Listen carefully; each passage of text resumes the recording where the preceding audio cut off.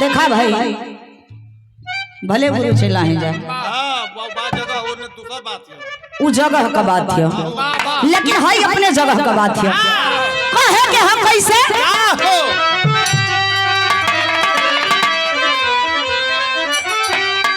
कि भक्तों की भक्ति अनोखी है जग में, भक्तों के उर में विचरते हरि, बाहें पकड़ कर हराहे बताते, तो भक्तों का हर काम करते हरि, बुलाए जो दिल से तो आते हैं दौड़े, अरे तो भक्तों का दुख दर्द हरते हरि, भक्तों की आहों से हो जाते आगती, जला देते जग को जब जलते हरि।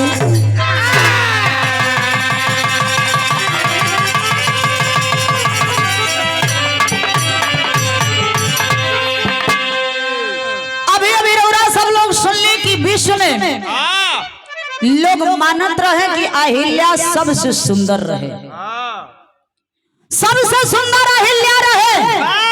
ये तने ना अहिल्या पतिव्रता भी रहे, लेकिन जब केहू के संगे केहू घाते कर दे तो ओकर केहू का कर सकेला।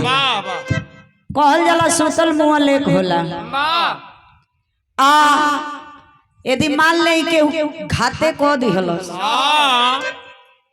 वो जगह का बात है।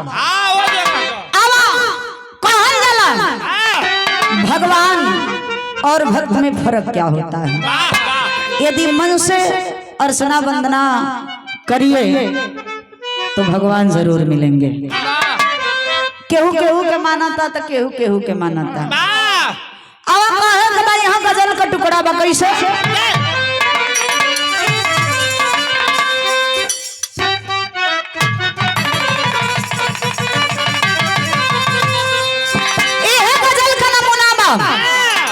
दुई अर्थी भाव में है बाबा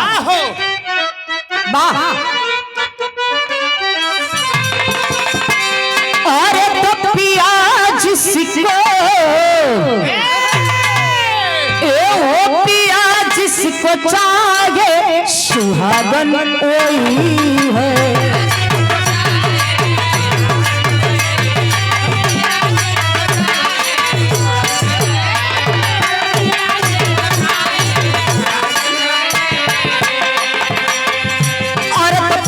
जिसको चाहे सुहागन वही है।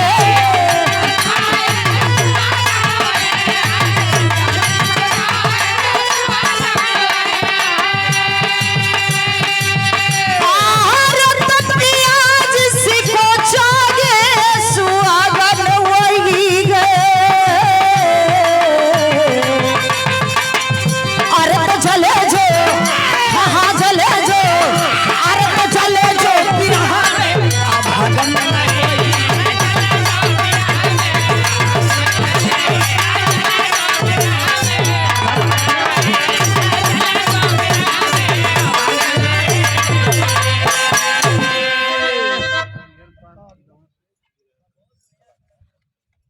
हरिहरपुर खिलवा की धरती से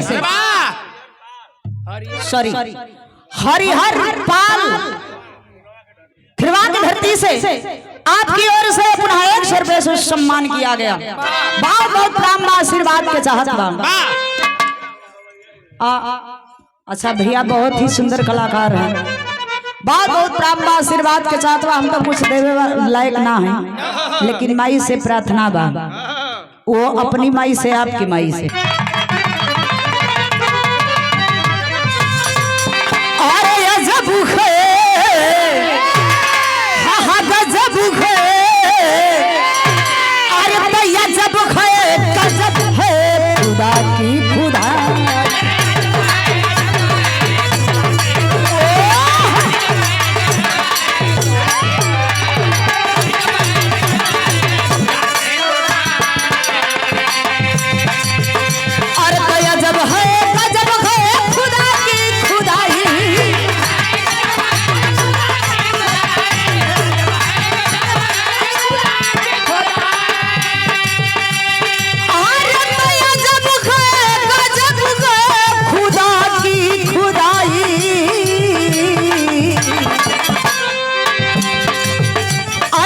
किसी से, हाँ हाँ किसी से, अरे तो किसी से मिलन है तो किसी से जुदाई।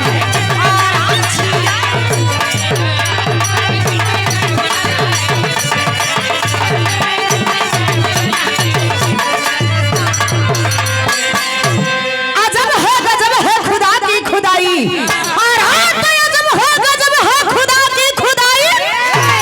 किसी से मिलन है तो किसी से जुदाई। यही मिलन और दूरी की यही अंतर होता है मेरे साहब। देखबा यहाँ बिरहा में कवि जी भाव लिखत हुन, शेर का बिरहा का कहानी का शुरुआत हो गई कैसे।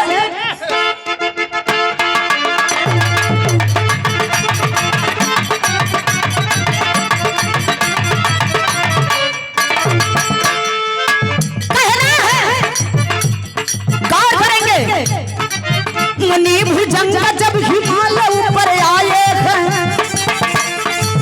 मुनि भुजंग जब हिमालय ऊपर आए हैं, गुफा गह्वर में जाके घोर तप रमाए हैं।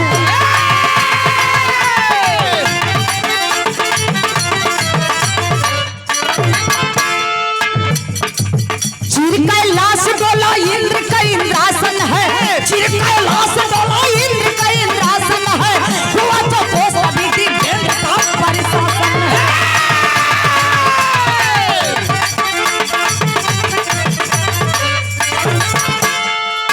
बना के योजना उर्वशी वहाँ आई है, रूप की माधुरी अपनी छटा बिखराई है। तब के याद उसकी उल्टी सारी चाल हुई, तब के याद उसकी उल्टी सारी चाल हुई, बैठ गई चाल पर उर्वशी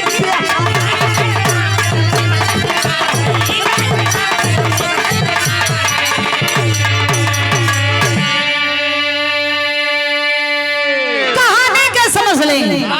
एक बार मुनि भुजंगा जी अइलन तपस्या में लीन हो गइलन, हिमालय पर्वत के ऊपर यहाँ करके तपस्या में लीन हो जाते हैं। ये तना घनघोर तपस्या कैलन कि इंद्र महाराज के इंद्रासन डगमग हो गए। इंद्र महाराज उर्वशी नाम के परी के बुला के कहलन, उर्वशी जाय के मृतलोक में देखा कौन ऐसा तपस्या की ओकरा तपस्या से हमारे इंद्रासन डगमग हो गए। अरे वाह, अच्छा था उर्वशी 16 श्रृंगार 16 साल का रूप बनाई के 16 श्रृंगार 32 वीरन कई के पहलवान भैया वो जब चलल की ना आए है 16 श्रृंगार 32 वीरन कई के आ चढ़त जवानी वह 16 साल का उठनिया एकदम से देखबा हो कचकचवा रूप बनाई के वो आँख में कजरा, बाल में कजरा, होठ पे लाली, कान में बाली, कमर में करधन, पाँव में छगल, जियर रजा मर कहवा काजर लगाई के न चलल हो जब चलल की ना गोपाल जी देखबा कैसे चलल हो राजा देखवैया के धरवैया लग गई। कितने चापाकल में कूद के जान देवे लगल हो। आय हाय रे हवा बुझा तक कि उर्वशी कौन ओर से आवत है नाकी से माटी खींचे दे। 2.5 किलो गड़ैबे ना करे, चेहरे से जे देखो त बुझा त टकराई धले ले है। खाली टुकुर टुकुर ताकत हुआ कौन पलकिया नीचे नहीं खे गिरा। हाँ ई केने से ये दादा गजब रे गजब, जेने से जे देखो त बुझा त पलक नीचे नहीं खे गिरा।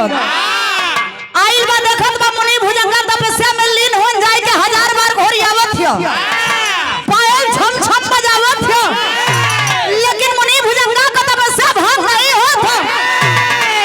हार मान के जाए के उनके दहिने जाने पे बैठल तो हच देना, बैठल हाथ देना, कच देना, अखिया खुल गेल इनको। जे हाथ देना बैठल ते कच देना अखिया खुल गई। लगला टुकुर टुकुर टुकुर टुकुर टुकुर टुकुर ताके दादा हो दादा। हाँ ताका था ए भैया जब ताका लगला कलन आए है अरे गजब रे गजब, कैया से जवानी आ गई।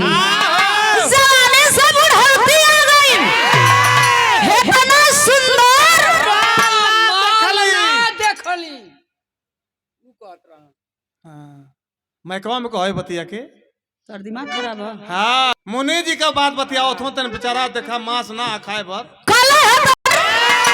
माल तो देखली ना पे जी अरे वाह कई का बना दे खाली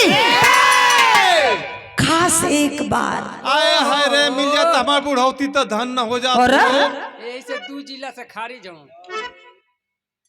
सुधर हम जा ना सुधर जा। मुनि जी अच्छा हम ना कला है इतना सुंदर लड़की कबो देखबे ना कर अरे काश एक बार ओहो एक बार मिल जाई ना अरे कसम से बताओ थी जिनकी धन्य हो जाई अरे मुनि जी सोचता सोचता तबले याद आ गए कि हम तो तपस्या में लीन रहली हमार तपस्या भंग हो गई वाह तुरंत शराब दे देते हैं जाओ तू घोड़ी हो जाओगी अरे बाप रे बाप इतने बतिये सुन के झरझर झरझर अखिया से आंसू चलने लगल उर्वशी कलश नहीं मुनिवर ऐसा घोर अपराध मत करी कल जो मेरे मुख से श्राप निकल गया वापस नहीं होगा कल की आखिर में ये बताई शराब से हमके मुक्ति कैसे मिली मुनि जी बतौलन जा जब 3:30 बजे इकट्ठा हुई तो घोड़ी के शरीर से मुक्ति मिल जाई घोड़ी गई बा जंगल की ओर और जब जंगल की ओर गई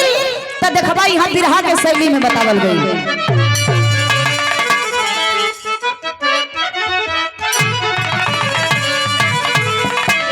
अरे विधनवा विधि के तारे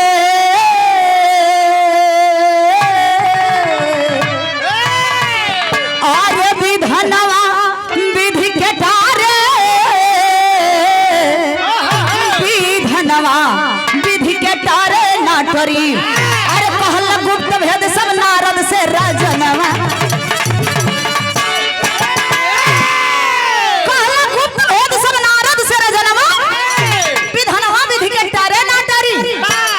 घोड़ी गई जंगल की ओर तबले वही जंगलवा में फेडंगू राजा नाम का शिकार खेलब दिलन वो घोड़ी के देखलन घोड़ी के पकड़ के ले जाए के अपने घरे बांध दिहलन यहाँ देखबा घोड़ी तो डंगू राजा के घरे चल गई यहाँ कृष्ण भगवान का लड़का जकर नाम प्रदुमन बतावल गई प्रदुमन दुआरी पे खेलत हो तबले नारद मुनि जाय के नारायण नारायण नारायण नारायण नारायण करत करत जाए के वही दुआरी पे जाए के ठकमुर्री मार के खड़ा हो गेलन कल का हो अकेला खेलत हुआ अरे अकेला खेलत हुआ तो नीक ना लगत हो कल तब कलर डंगुआ ले जाए के बड़ा खूब सुंदर घोड़ी बनले हो अपने बाप कृष्णा से कह के घोड़िया मंगा लेता तो हमके खेलहू में निक लगी देखहू वाला के निक लगी तो लड़का का जिद ना तो देखा पहलवान भैया बाल हट और तिरिया हट बड़ा खतरनाक होले कैसे वो बता दी बाल हट और तिरिया हट बड़ा खतरनाक होले देखबा श्रवण भैया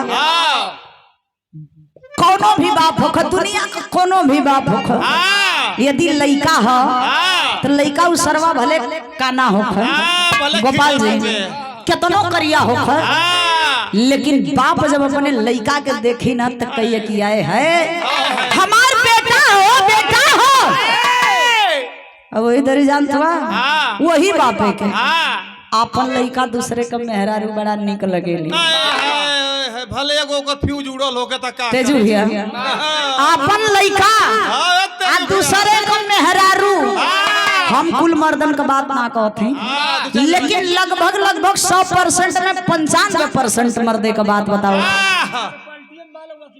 नाम मत बताइए तो हमन के पलटे में हो लोग अपन लड़का दूसरे का मेहरारू बड़ा निक लगेली अपन मेहरारू काहे में ऐश्वर्या राय हो काहे न लेखनी का लिपस्टिक लगावत हो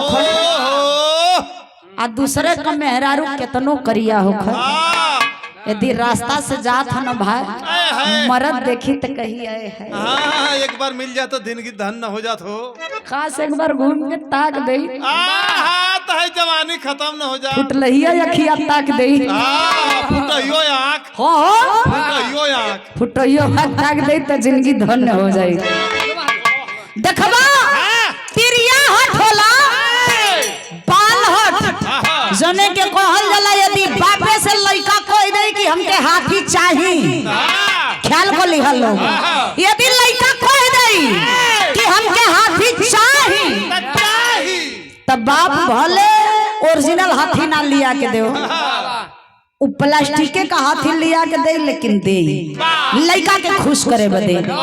अब प्रिया हट जानत हुआ यही में हम बताइला मर्दन का दू ठे नस होला भाई। आय कौन कौन के पहले बता दा गोपाल जी ये बाती को नोट कैले रहिया कहे से हरदी लगही वाला हो जल्दी बुझ ली हो मर्दे का दू ठे नस होला एक थे फटकी नस एक थे पतरकी नस। दोनों का विशेषता बता दा आज। मोटकी नस में या पतरकी नस में बड़ा फर्क होला।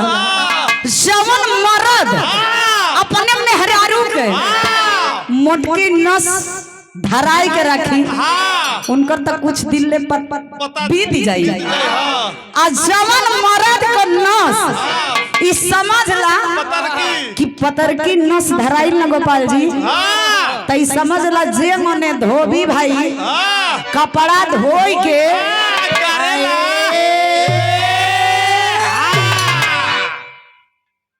वही मने धो के घर देली स आ गराज वाला महीन की नस वाला लगवा माई भिंडे बोले देखिया हर दिन लग जाई त मोटकी नस धराई के रखिया। अरे वाह आ भैया यहां भी हम भाई लिखल गई कैसे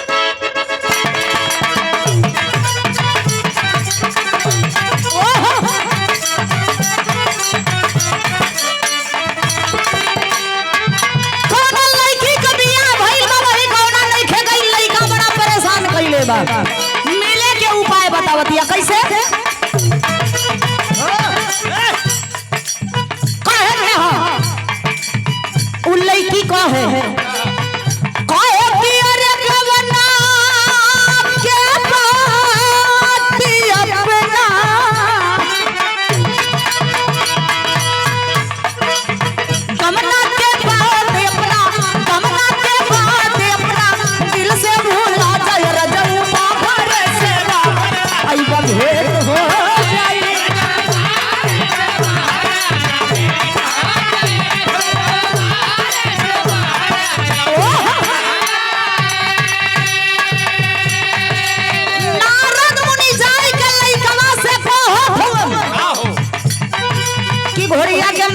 लड़का की हम बात लगाए के चल गए डंगू राजा की हम डंगू राजा से एक बात कहत हूँ कहले ना रात बड़का कहले ना रात बड़का हमारा जनवा लड़ी है लड़ी लड़ाई अरे पार हो जाए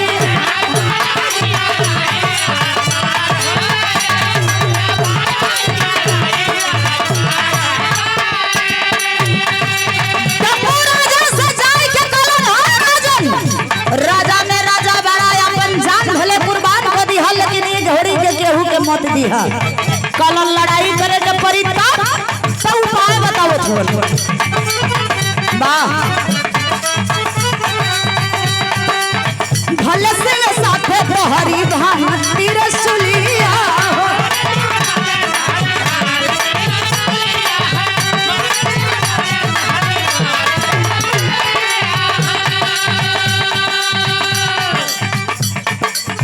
भूली चक्रधारी गहरे अकेलिया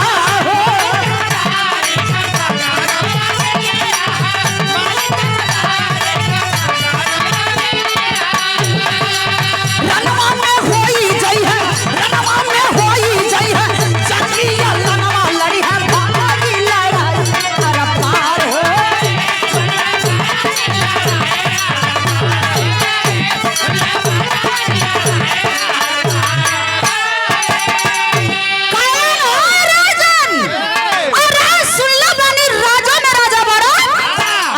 जान भले कुर्बान को दी लेकिन ये घोड़ी के मत दी कल लड़ाई करे के पड़ी तब कल वो समय के बाद याद करा जब भगवान भोलेनाथ तो उनके वरदान में त्रिशूल दिहले लड़न ए भैया वो त्रिशूलिया का पतिया सुनता बस त्रिशूलिया लेके चल दिहलन में आज जब लड़ाई के मैदान में जाए के देखवा जब जब चिल्लाए लगल तब भइल का यहाँ गीत लग गई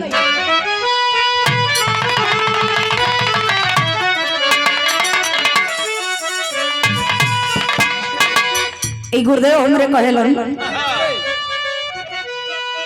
कि वास्तव में ई जवानी का गीत रहे सच्चाई तो ये बा आज भी ये इतना उम्र में जबकि आगे देख सकत हुआ गुरुदेव को सबसे छोट सुपुत्र हुआ, लेकिन आज के भी समय में यदि कुल गीत गुरुदेव गावल हो जितना लोग सुतल रहला खूब नींद में हो उमच के उठ के बैठ जाला रूम में फरफराए जाला।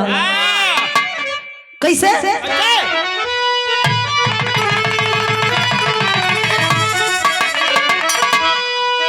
हमारे गुरुदेव गावेलन कहा कि अरे झूलनिया को हो जावा अरे तो झूलनिया को हो जावा अरे टूटल रोज आज जमनिया में गड़िया छूटल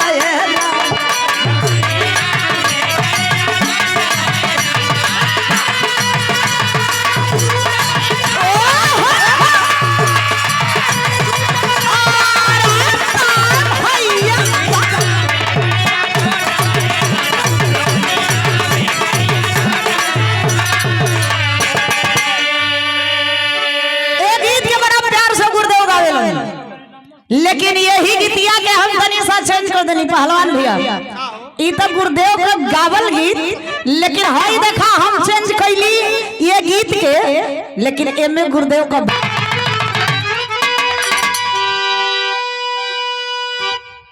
चला कि अरे भाई लो ई चूड़ी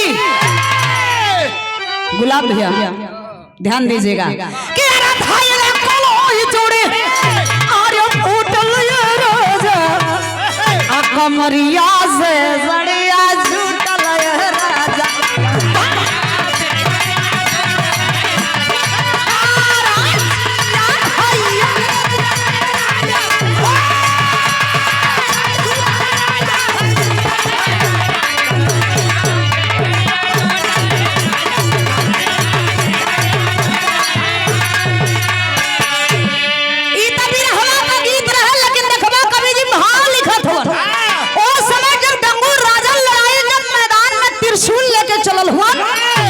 समय का बात बतावल गई कहे के पड़ल कि अरे चक्र त्रिशूल दोनों अरे चक्र त्रिशूल दोनों अरे कैलन टकराई हिलल बा दुनिया छिड़ल फिसर लड़ाई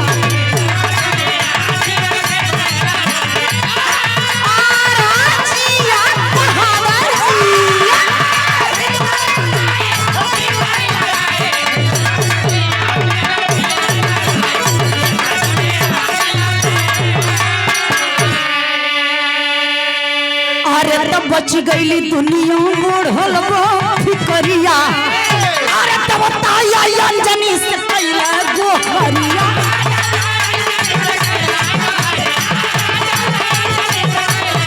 अरे हनुमत के अपन अरे हनुमत के अपने बोलाई दी हमाई हिलल दुनिया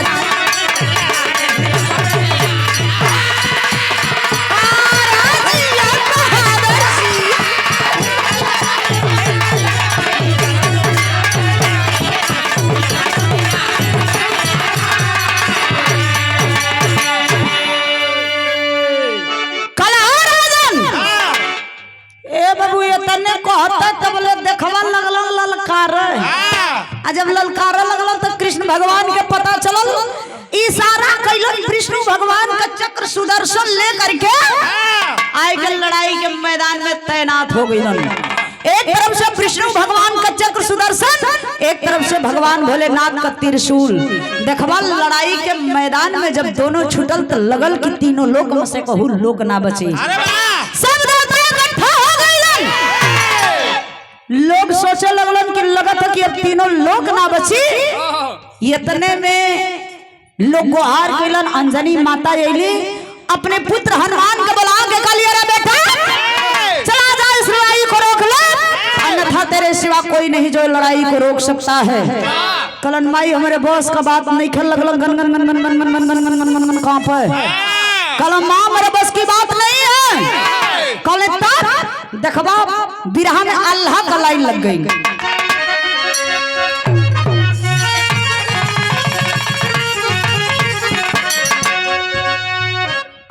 लड़ल गगनवा में, ए हो लड़ल गगनवा में, आरे चक्र तीर सुलिया बाबू।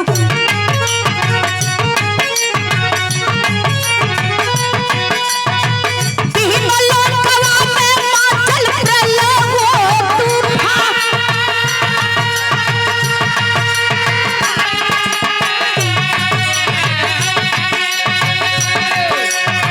साके कपिराई तब वज्रवा के संभल बाबू। नीचवा सुतला रखल भीम बलिवान।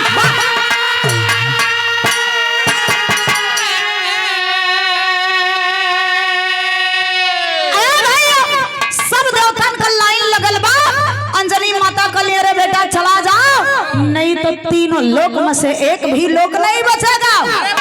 कलन भाई हमरे बस का बात नहीं खे। वही में देखा भीम बलि जी लड़ाई के मैदान में इलन प्रमाण मिलल कि भीम बलि जी के धरती पर सुता दी हल गई। उहे हनुमान जी ले जा करके एक तरफ से चक्र सुदर्शन, एक तरफ से त्रिशूल, नीचे धीरे धीरे उतरे लगलन।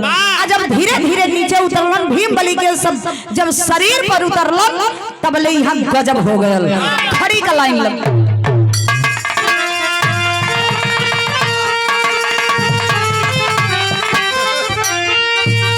भैया आवाज जात होखे तो चाय भेजवा दी। आवाज नहीं जात होखे तो चाय भेजवा दी। कहे क्या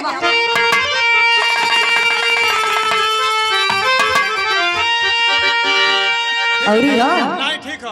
औरी हो तो ले ला। चढ़ो चढ़ो वाह अच्छा रुआ। दिखाई जल्दी गरम ना होला। हम जल्दी चढ़ीला ना। हाँ। जब चढ़े का मन करेला, जब चढ़ीला तो उतरबो ना करीला। अरे वाह। चढ़ल हुआ तो चढ़ला जा। भैया।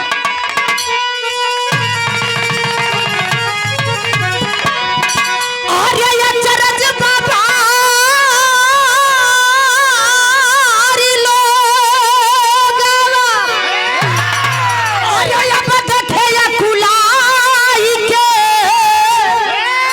अरे गायब भइली घोड़ी, ये बाबू गायब भइली घोड़ी। आ तबल पगा हाथ राई के गायब।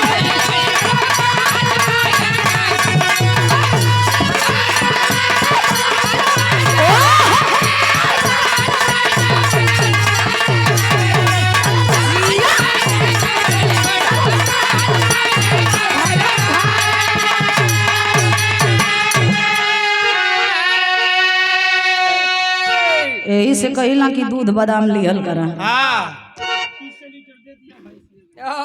त जौनी घोड़ी खातिर यतन भइली झमेल हो, आ केहू के समझ में न अइली खेल हो। अरे तब भेदवा बतावन तब मुरारी मुस्काई के, अरे गायब भइली घोड़ी आ तबल तुरई के गायब भइली घोड़ी। ये तना बतियाए भैया सुनते जौने समय घोड़ी ना पता भइल, अने हनुमान जी चक्र सुदर्शन त्रिशूल जब नीचे लेके उतरलन तब ले घोड़ी ये ना पता हो गई।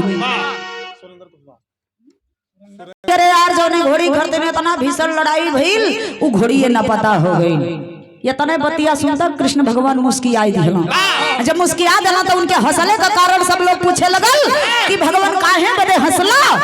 कलम के रे उ घोड़ी रहबे ना कइल। कलम तब का रहे का उर्वशी नाम का परी रहल। मुनि भुजंगा का श्राप रहल। जब 3:30 बजे इकट्ठा हुई तो घोड़ी के शरीर से मुक्ति हो जाई। कला कि ये भगवान नहीं बतावा कि 3:30 बजरवा गईल कहां। कृष्ण भगवान बता रहे हैं कि पहला जो वज्र है भगवान भोलेनाथ की त्रिशूल है। त्रिशूलिया पूरा वज्रवा। कल दूसरका जवन विष्णु भगवान का चक्र सुदर्शन बा, पूरा चक्र सुदर्शनवा वज्रवा। कल तीसरका हनुमान जी का शरीरिया पूरा वज्रवा। कल में 4 चीज लगल बा, चक्र और त्रिशूल, हनुमान जी और चौथा नंबर में भीम बलि। कलई भीम बलि जी लागल बड़ो एकदम खड़े खड़े चुतिया बना दी है। कला रे एकदम मूर्ख हुआ। कुंती का लाल जिसका नाम भीम बलि बताया गया, भीम बलि की शरीर आधा वज्र है। भीम बलि का शरीर आधा वज्र तो 3:30 बजे इकट्ठा भइल, घोड़ी के शरीर से मुक्ति मिलल तो कहे के पड़ल। गुरु बिहारी गुरु गणेश, गुरु बिहारी गुरु गणेश,